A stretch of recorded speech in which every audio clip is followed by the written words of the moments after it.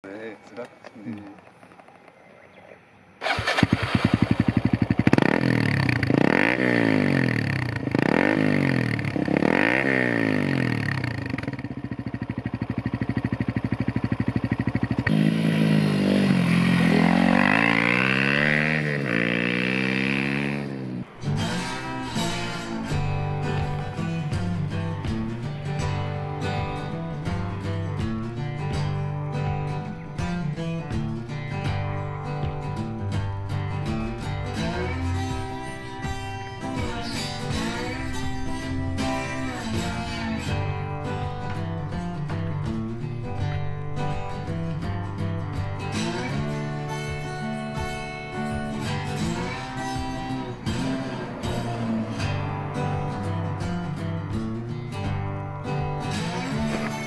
先生、師匠、ほんなよろしくお願いします。ちょっと見本お願いします。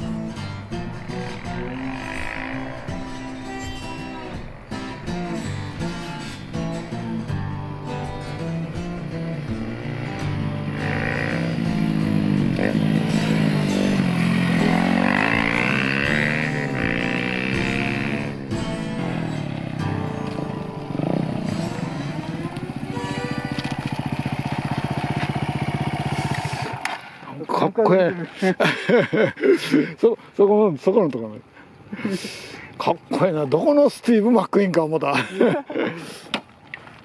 まず落ちそうだと思う。なん